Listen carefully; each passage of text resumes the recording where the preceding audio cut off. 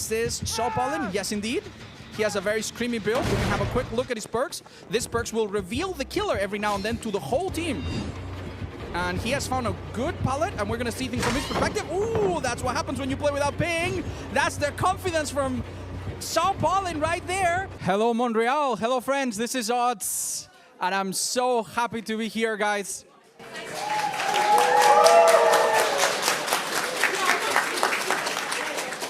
Now, it is my absolute pleasure and a huge honor to be here sitting at the commentary booth. And what is it that we're commentating? Well, we have here on these grounds people from all over the world. And what unites us is our passion for Dead by Daylight. Among us, among the thousands of us present here, there are 5 players of extraordinary skill. And trust me, I played against some of them personally, I can attest to that, that are going to be duking it out together right here. Now, these players normally are from different regions. They are separated by continents and oceans, and of course, a massive ping difference. It is pretty much unheard of for these people to play before, but today they are in the same room and they will be playing against each other. We have representatives from Japan, a really vibrant community, Kaoge and Repuchin. We also have one representative from France, SawDomie, and very, very good player. Let's give it up for them. We also have Prozi, who will be representing Brazil. Huge, huge community from Brazil. Let's give it up for him. As well as Grants from Germany. And these 5 people, we're going to be looking at very, very closely. Kaoge will be our killer. In case you guys want to follow along, you're not going to see their names, but Kate is our German player. Grants. Dwight is SawDomie. Keep an eye on him. Tori is Prozi. And Fongmin is Repuchin. So, a big round of applause to them. They're going to put on a great show for us, and we're going to be here all for it. All right, kick it off, guys. Let's go.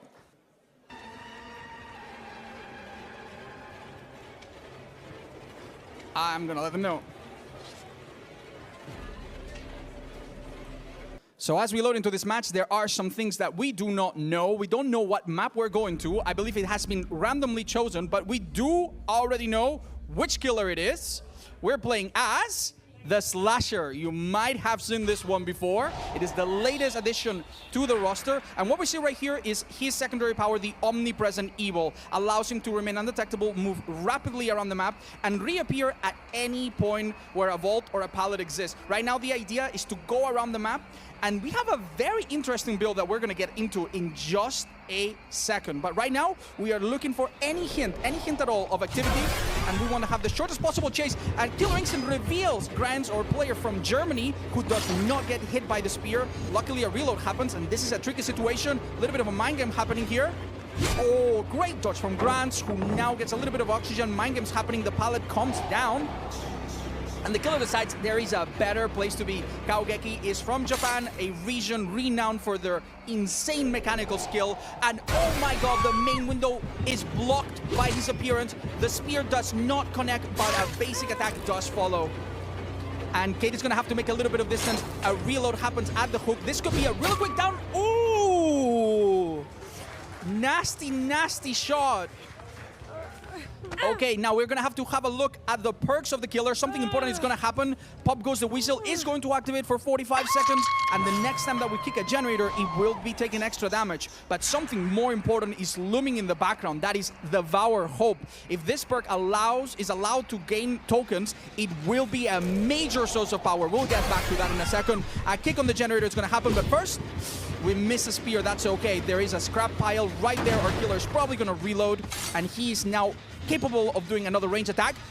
Very ambitious toss. It misses by an inch. The unhook happens, and we now see the Devour Hope at 1 token. Remember, if we get to 3, insta-downs will be possible. This red miss gives away the location of Survivor. This is SawDomie from France, and he's not in a good spot. Ooh. He did manage to dodge, which is going to give us a bit of distance. Now, why is our killer not hitting with a basic attack? Very simple, because the special attack now allows him to keep a little bit less distance and make the follow-up a little bit faster. This breakable wall in main is going to be broken. It's going to really help make this a little bit more easier to navigate for the killer. But SawDomie has done an excellent job losing line of sight here. And it's so interesting. The aura is being revealed by a very, very useful perk called Undying. There is a totem nearby, and SawDomie has been revealed by it. This will be our second down. We're still at 5 gens. We see a little bit of progress on the gens, but it seems that survivors have prioritized playing it safe for the most part. Yep, this gen is a little bit more progress. Let's have a little look at our killer, who, by the way, I believe is rocking no add-ons whatsoever. Ooh, once again, Omnipresent Evil results in a really, really quick ambush. And oh, that pallet came down at the wrong time. Now, our player Kate is Grants from Germany. They definitely do not want to be chased right now, holding good check spots. The killer is waiting for that little reveal and absolutely nails that with a really precise hitbox. Gets the pop, goes the whistle on the generator. Slightly delayed by a very nasty blast mine from the survivors, but it comes nonetheless. Now, if we get Kate on the hook, that will be one survivor dead on hook. It doesn't seem like anybody else is currently able to rescue. We see a very, very aggressive build from SawDomie and a very close up to his face. And this is going to be very, very important, guys, because this will be the second token of the Devour Hope. Remember, when we get to 3, things are going to get really spicy. Survivors are really going to have to go out of their way to cleanse totems. And we also have a bit of a problem on that front, because Thrill the Hunt is going to slow them down a lot if it comes to that. We see some footsteps here. The killer decides to come out of the steel wall. Once again, pop is available, but oh my god, this could really be bad for our survivor group. Grimes is now dead on hook. If he is spotted and downed, our killer is going to have a 3v1 situation, which is really difficult to come back from. We will have a quick look at their builds, but it seems our killer is confident going for someone else, which is really impressive. Oh, great movement from Prozi, representing Brazil and the Portuguese-speaking community at large. Amazing job. Now we're seeing a really interesting play here from our JSO player, and it's gonna work out! Oh, unfortunately the spear toss didn't quite connect, but the idea of coming out of that window was absolutely the right one. Going back to the main building, we want to prioritize certain generators that are close together. The idea, of course, is to be able to defend them a little bit nicer, and we have found, is this SawDomie? Yes, indeed. He has a very screamy build. We can have a quick look at his perks. This perks will reveal the killer every now and then to the whole team. And he has found a good pallet, and we're going to see things from his perspective. Ooh, that's what happens when you play without ping.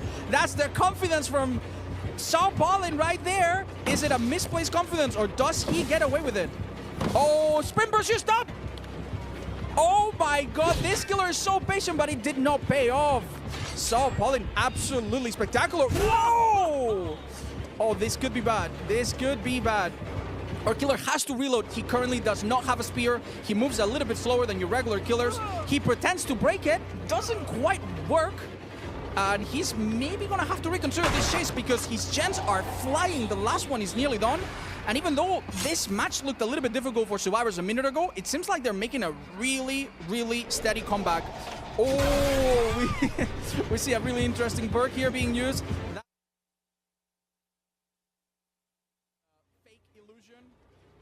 Look at it from Tori's point of view, who seems to have lost the killer a little bit. And oh, a heal is happening here, revealed by Undying. And I think Repuchin does not know that they're being revealed. Oh, this is going to be a really quick down near the gen that does not have that much progress. I think it's Shaq that our killer really has to worry about.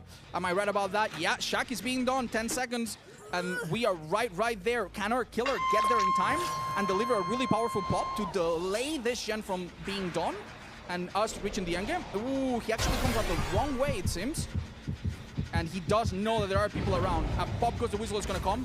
Ooh, okay, this is a very delicate moment. Devour Hope has now gained 3 stacks. Anybody can be insta-down, and survivors do not know about this. They might not be prepared. It is now the time to really solidify the killer's position. And the insta-down happens! Oh my god, do we have a basement here by any chance? No. It seems basement is indeed here, and this is going to be a really hairy situation. Working on this generator is now probably out of the picture completely. Instead, our friends are going to have to maybe let this person hang in there, focus on another generator for a little while. And as you can see, our killer has done a really good job of keeping 3 gens in a close proximity.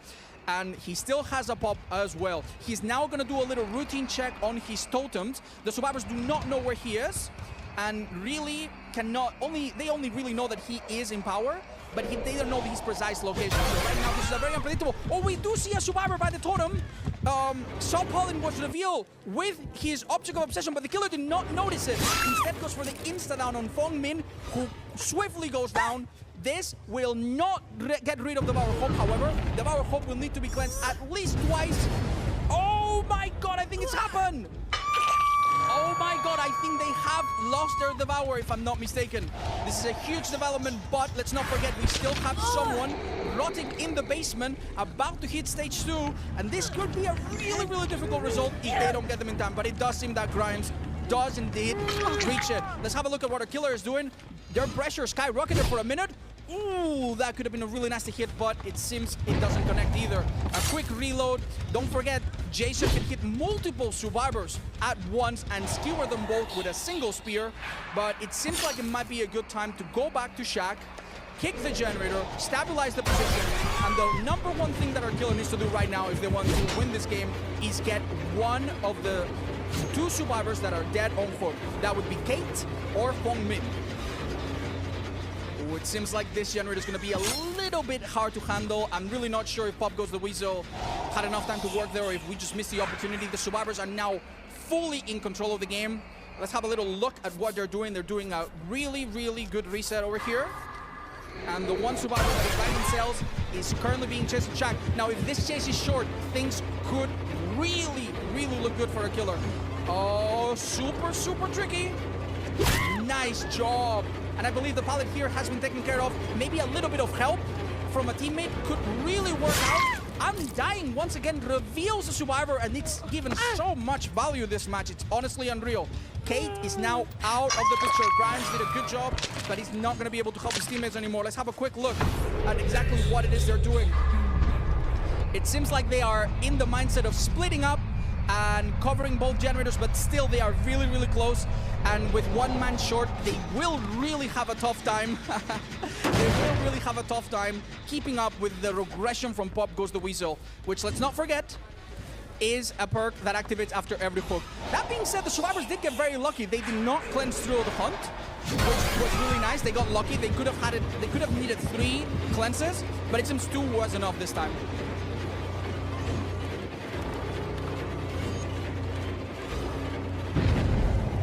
Main building, the TL War, and Shack are all being pressured simultaneously. It probably is a very overwhelming situation for our killer. The best idea possibly is to indeed use our power to find the one survivor that is dead on hook. And is that who we find right now? No, that is SawDomie, only with 1 hook. This is a bit of a dead zone. Does have sprint burst. Does he have it ready? No, he's used it up. This hit seems unavoidable. Oh, not for SawDomie. Well done. The 3-6s come in, but they do not do much. Only delay the eventual basic attack.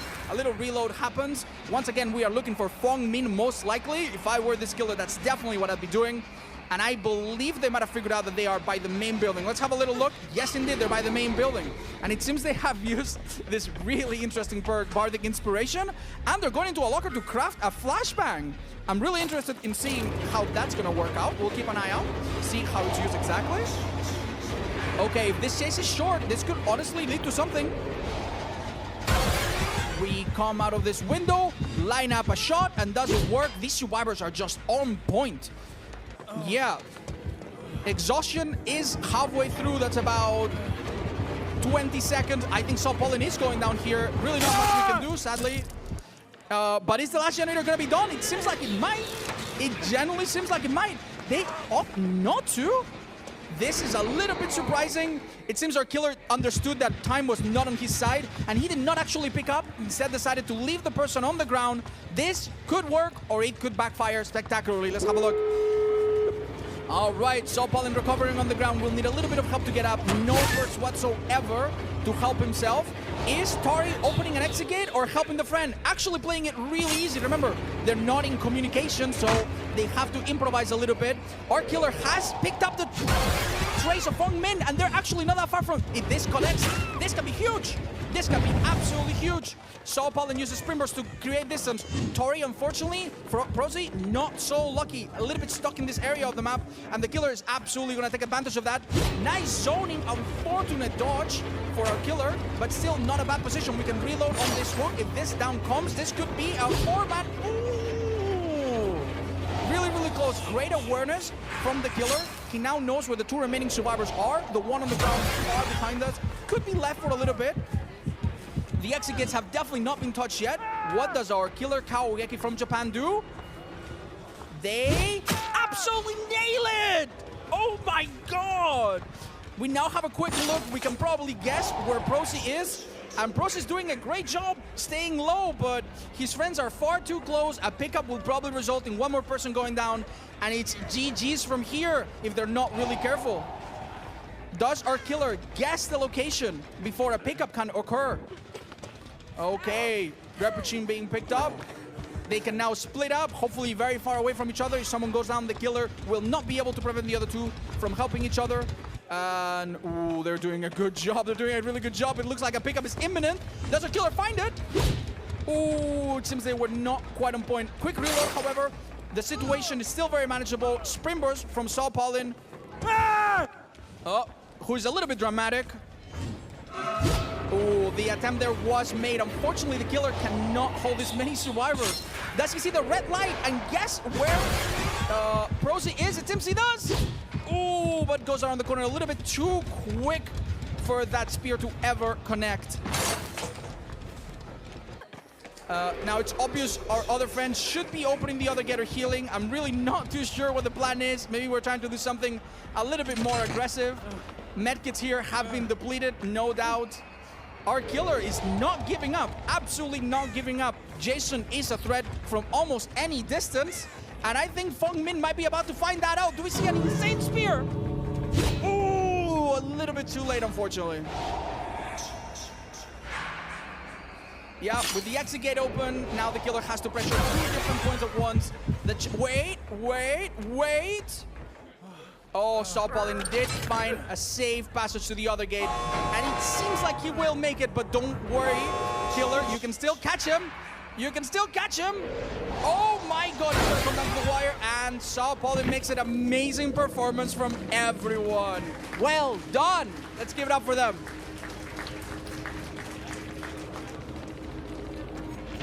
What do you guys think of that? That was a nice showcase, right? Do we remember where Jason's coming out? I believe it's the 16th of this month. Mark your calendars, everybody.